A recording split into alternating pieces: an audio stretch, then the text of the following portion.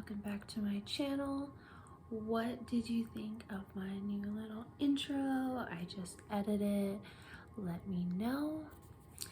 We are going to be continuing reading Alice in Wonderland, starting chapter 9, The Mock Turtle's Story.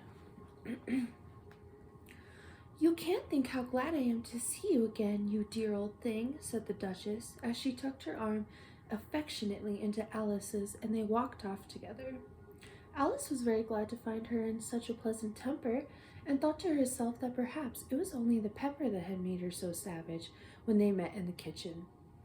"When I'm a duchess," she said to herself, not in a very hopeful tone though, "I won't have any pepper in my kitchen at all. Soup does very well without. Maybe it's always pepper that makes people hot-tempered," she went on, very much pleased at founding a new kind of rule. "And vinegar that makes them sour, and chamomile that makes them bitter, and bare barley sugar, and such things that make children sweet-tempered. I only wish people knew that. Then they wouldn't be so stingy about it, you know." She had quite forgotten the Duchess by this time, and was a little startled when she heard her voice close to her ear. "You're thinking about something, my dear, and that makes you forget to talk. I can't tell you just now what the moral of that is, but I shall remember it in a bit."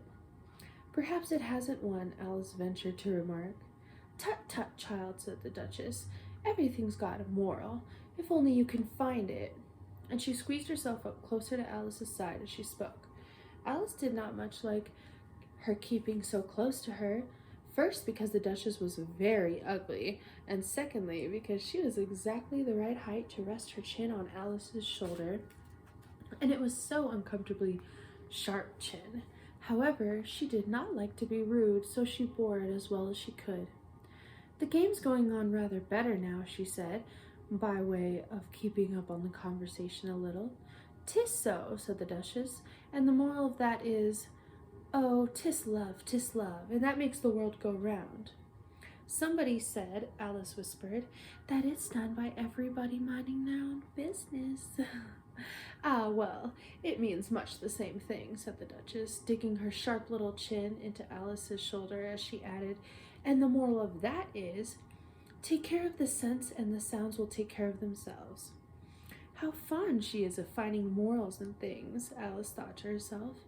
"I dare say you're wondering why I don't put my arm around your waist," the Duchess said after a pause. "The reason is that I'm doubtful about the temper of your flamingo. Shall I try the experiment?" "He might bite," Alice cautiously replied, not feeling at all anxious to have the experiment tried. "Very true," said the Duchess. "Flamingos and Mustard both bite, and the moral of that is, birds of a feather flock together." "Only Mustard isn't a bird," Alice remarked. "Right as usual," said the Duchess. "What a clear way you have of putting things." "It's a mineral, I think," said Alice. "Of course it is," said the Duchess, who seemed ready to agree to everything that Alice said. "There's a large mustard machine near here, and the moral of that is, the more there is of mine, the less there is of yours." "Oh, I know," exclaimed Alice, who had not attended to this last remark. "It's a vegetable. It doesn't look like one, but it is."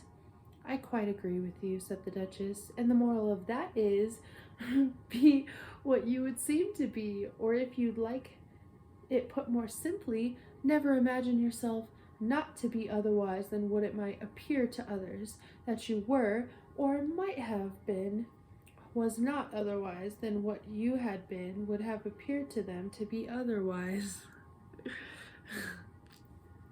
"I think I should understand that better," Alice said very politely, "if I had it written down, but I can't quite follow it as you say it."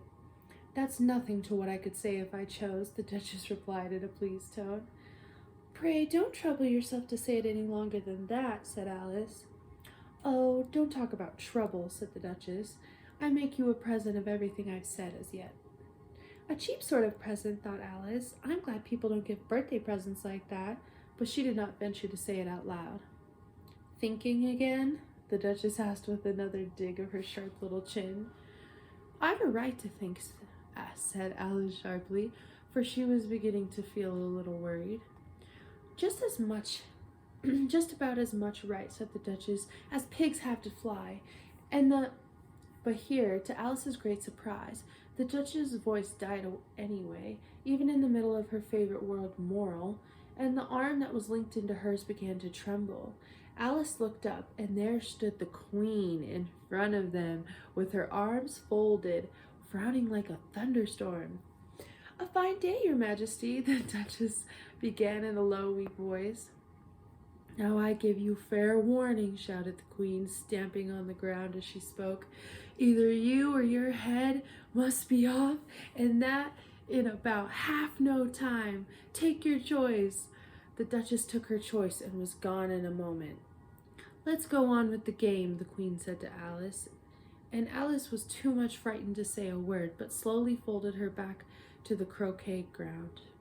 The other guests had taken advantage of the Queen's absence and were resting in the shade. However, the moment they saw her, they hurried back to the game, the Queen merely remarking that a moment's delay would cost them their lives. All the time they were playing, the Queen never left off quarreling with the other players and shouting, "Off with his head!" or "Off with her head!" Those whom she sentenced were taken into custody by the soldiers, who of course had to leave off being archers to do this, so that by the end of half an hour or so, there were no archers left, and all the players, except the King, the Queen, and Alice, were in custody and under sentence of execution. Then the Queen left off, quite out of breath, and said to Alice, "Have you seen the mock turtle yet?" "No," said Alice. "I don't even know what a mock turtle is." "It's the thing mock turtle soup is made from," said the Queen. "I never saw one or heard of one," said Alice. "Come on then," said the Queen, "and he shall tell you his history." As they walked off together, Alice heard the King say in a low voice to the company generally, "You are all pardoned." "Come, that's a good thing," she said to herself, for she had felt quite unhappy at the number of executions the Queen had ordered. They very soon came upon a griffon lying fast asleep in the sun. If you don't know what a griffon is, look at the picture. Oh,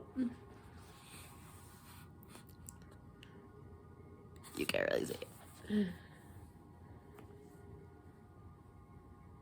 "Up, lazy thing," said the Queen, "and take this young lady to see the mock turtle and to hear his history.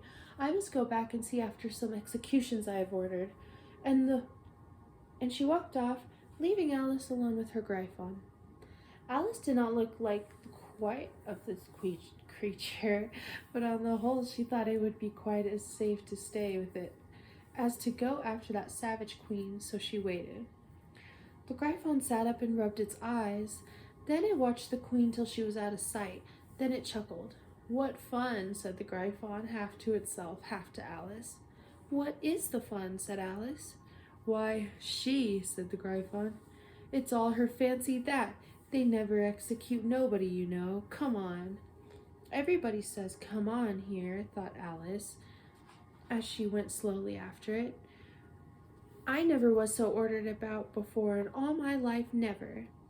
They had not gone far before they saw the mock turtle in the distance, sitting sad and lonely on a little ledge of rock, and as they came nearer, Alice could hear him sighing as if his heart would break. She pitied him deeply. "What is his sorrow?" she asked the griffon. The griffon answered, very nearly in the same words as before, "It's all his fancy, that. He hasn't got no sorrow, you know. Come on." So they went up to the mock turtle, who looked at them with large eyes full of tears, but said nothing. "This here young lady," said the griffon, she wants for to know your history, she do." "I'll tell her," said the mock turtle in a deep, hollow tone. "Sit down, both of you, and don't speak a word till I've finished." So they sat down, and nobody spoke for some minutes. Alice thought to herself, "I don't see how he can ever finish if he doesn't begin," but she waited patiently. "Once," said the mock turtle at last with a deep sigh, "I was a real turtle." These words were followed by a very long silence, broken only by an occasional exclamation of from the griffon and the constant heavy sobbing of the mock turtle. Alice was very nearly getting up and saying, "Thank you, sir, for your interesting story," but she could not help thinking there must be more to come, So she sat still and said nothing. When we were little, said the Mock Turtle, went on at last, more calmly, though still sobbing a little now and then. We went to school in the sea. The master was an old turtle. We used to call him Tortoise. Why do you call him Tortoise if he wasn't one? Alice asked. We called him Tortoise because he taught us, said the Mock Turtle angrily. Really, you are very dull. You ought to be ashamed of yourself for asking such a simple question, added the Gryphon, and then they both sat silent and looked at poor Alice, who felt ready to sink into the earth. At last the Gryphon said to the Mock Turtle, Drive on, old fellow, don't be all day about it, and went on in these words. Yes, we went to school in the sea, though you mayn't believe it. I never said I didn't, interrupted Alice. You did, said the Mock Turtle. Hold your tongue, added the Gryphon, before Alice could speak again. The Mock Turtle went on. We had the best of educations. In fact, we went to school every day. I've been to a day school too, said Alice. You needn't be so proud as all that. With extras? Asked the Mock Turtle, a little anxiously. Yes, said Alice. We learned French and music. And washing? Said the Mock Turtle. Certainly not, said Alice indignantly. Ah, then yours wasn't a really good school, said the Mock Turtle in a tone of great relief. Now, at ours, they had, at the end of the bill, French music and washing. Extra. You couldn't have wanted it much, said Alice, living at the bottom of the sea. I couldn't afford to learn it, said the Mock Turtle with a sigh. I only took the regular course. What was that? Inquired Alice. Reeling and writhing, of course, to begin with, the Mock Turtle replied. And then the different branches of arithmetic, ambition, distraction, uglification, and derision. I've never heard of uglification, Alice ventured to say. What is it? The Gryphon lifted up both its paws in surprise. Never heard of uglifying, it exclaimed. You know what to beautify is, I suppose. Yes, said Alice doubtfully. It means to make anything prettier. Well then, the Gryphon went on, if you don't know what to uglify is, you are a simpleton. Alice did not feel encouraged to ask any more questions about it, so she turned to the Mock Turtle and said, What else had you to learn? Well, there was mystery, the Mock Turtle replied, counting off the subjects on his flappers. Mystery, ancient and modern, with seaography, then drawing, and drawing master was an old Quadrille that used to come once a week. He taught us drawing, stretching, and fainting in coils. What was that like? Said Alice. Well, I can't show it to you myself, the Mock Turtle said. I'm too stiff, and the Gryphon never learned it. Hadn't time, said the Gryphon. I went to the classical master, though. He was an old crab, he was. I never went to him, the Mock Turtle said with a sigh. He taught laughing and grief, they used to say. So he did, said the Gryphon, sighing in his turn, and both creatures hid their faces in their paws. And how many hours a day did you do lessons? Said Alice in a hurry to change the subject. 10 hours the first day, said the Mock Turtle, 9 the next, and so on. What a curious plan, exclaimed Alice. That's the reason they're called lessons, the Gryphon remarked, because they lessen from day to day. This is quite a new idea to Alice, and she thought it was over a little before she made her next remark. Then the 11th day must have been a holiday? Of course it was, said the Mock Turtle. And how did you manage on the 12th? Alice went on eagerly. That's enough about lessons, said the Gryphon, interrupting in a very decided tone. Tell her something about the games now. And that is chapter 9. Chapter 10. The Lobster Quadrille. The Mock Turtle sighed deeply and drew back one flapper across his eyes. He looked at Alice and tried to speak, but for a minute or two, sobs choked his voice. Same as if he had a bone in his throat, said the Gryphon, and it set to work shaking him and punching him in the back. At least the Mock Turtle recovered his voice, and with tears running down his cheeks, he went on again. You may not have lived much under the sea. I haven't, said Alice, and perhaps you were never even introduced to a lobster. Alice began to say, I once tasted, but checked herself hastily and said, No, never. So you can have no idea what a delightful thing a lobster quadrille is. No, indeed, said Alice. What sort of a dance is it? Why, said the Gryphon, you must first form a line along the seashore. 2 lines, cried the Mock Turtle. Seals, turtles, salmon, and so on. And then, when you've cleared all the jellyfish out of the way, that generally takes some time, interrupted the Gryphon. You advance twice, each with the lobster as a partner, said the Gryphon. Of course, the Mock Turtle said. Advance twice, set to partners, change lobsters, and retire in same order, continued the Gryphon. Then, you know, the Mock Turtle went on. You throw the lobsters, shouted the Gryphon with a bound in the air, as far out to the sea as you can.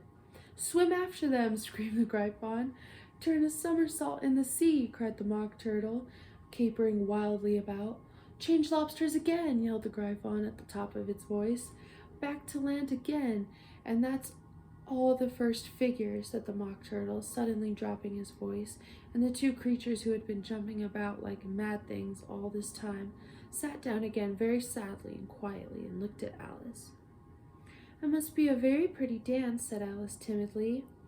Would you like to see a little of it? Said the Mock Turtle. Very much indeed, said Alice. Come, let's try the first figure, said the Mock Turtle to the Gryphon. We can do it without lobsters, you know. Which shall sing? Oh, you sing, said the Gryphon. I've forgotten the words. So they began solemnly dancing round and round Alice, every now and then treading on her toes when they passed too close and waving their forepaws to mark the time when the Mock Turtle sang this very slowly and sadly. Will you walk a little faster? Said a what? Whiting to a snail. There's a purpose close behind us, and he's treading on my tail. See how eagerly the lobsters and the turtles all advance. They're waiting on the shingle. Will you come and join the dance? Will you, won't you, will you, won't you, will you join the dance? Will you, won't you, will you, won't you join the dance? You can really have no notion how delightful it will be when they take us up and throw us with the lobsters out to sea. But the snail replied, too far, and gave a look of askance. Said he thanked the whiting kindly, but he would not join the dance. Would not, could not, would not, could not, would not join the dance. Would not, could not, would not, could not join the dance. What matters it how far we go, his scaly friend replied. There is another shore, you know, upon the other side. The further off from England, the nearer is to France. Then turn not to pale beloved snail, but come and join the dance. Will you, won't you, will you, won't you, will you join the dance? Will you, won't you, will you, won't you join the dance? Thank you. It's a very interesting dance to watch, said Alice, feeling very glad that it was over at last. And I do so like that curious song about the whiting. Oh, as to the whiting, said the Mock Turtle, you've seen them, of course. Yes, said Alice. I've often seen them at She checked herself hastily. I don't know where Den may be, said the Mock Turtle, but if you've seen them so often, of course you know what they're like. I believe so, Alice replied thoughtfully. They have their tails in their mouths, and they're all over crumbs. You're wrong about the crumbs, said the Mock Turtle. Crumbs would wash off in the sea, but they have their tails in their mouths, and the reason is, here the Mock Turtle yawned and shut his eyes. Tell her about the reason and all that, he said to the Gryphon. The reason is, said the Gryphon, that they would go with the lobsters to the dance, so they got thrown out at sea. So they had to fall a long way, so they got their tails fast in their mouths, so they couldn't get them out again. That's all. Thank you, said Alice. It's very interesting. I never knew so much about a whiting before. I can tell you more than that, if you like, said the Gryphon. Do you know why it's called a whiting? I never thought about it, said Alice. Why? It does the boots and the shoes, the Gryphon replied very solemnly. Alice was thoroughly puzzled. Does the boots and the shoes? She repeated in a wondering tone. Why, what are your shoes done with? Said the Gryphon. I mean, what makes them so shiny? Alice looked down at them and considered a little before she gave her answer. They're done with blacking, I believe. Boots and shoes under the sea, the Gryphon went on in a deep voice, are done with whiting. Now you know. And what are they made of? Alice asked in a tone of great curiosity. Soles and eels, of course, the Gryphon replied, rather impatiently. Any shrimp could have told you that. If I'd been the whiting, said Alice, whose thoughts were still running on the song, I'd have said to the porpoise, keep back, please. We don't want you with us. They were obligated to have him with them, the Mock Turtle said. No wise fish would go anywhere without a purpose. Wouldn't it really? Said Alice in a tone of great surprise. Of course not, said the Mock Turtle. Why, if a fish came to me and told me he was going to a journey, I should say, with what purpose? Don't you mean purpose? Said Alice. I mean what I say, the Mock Turtle replied in an offended tone. And the Gryphon added, come, let's hear some of your adventures. I could tell you my adventures, beginning from this morning, said Alice a little timidly, but it's no use going back to yesterday, because I was a different person then. Explain all that, said the Mock Turtle. No, the adventures first, said the Gryphon in an impatient tone. Explanations take such a dreadful time. So Alice began telling them her adventures from the time when she first saw the White Rabbit. She was a little nervous about it. Just at first, the two creatures got so close to her, one on each side, and opened their eyes and mouths so very wide, but she gained courage as she went on. Her listeners were perfectly quiet till she got to the part about her repeating, you are old, Father William, to the caterpillar, and the words all coming different. And then the Mock Turtle drew a long breath and said, that's very curious. It's all about as curious as it can be, said the Gryphon. It all came different, the Mock Turtle repeated thoughtfully. I should like to hear her try and repeat something now. Tell her to begin. He looked at the Gryphon as if he thought it had some kind of authority over Alice. Stand up and repeat, 'tis the voice of the sluggard, said the Gryphon. How? The creatures order one about and make one repeat lessons, thought Alice. I might just as well be at school at once. However, she got up and began to repeat it, but her head was so full of the lobster quadrille that she hardly knew what she was saying, and the words came out very queer indeed. 'Tis the voice of the lobster. I heard him declare, you have baked me to brown. I must sugar my hair.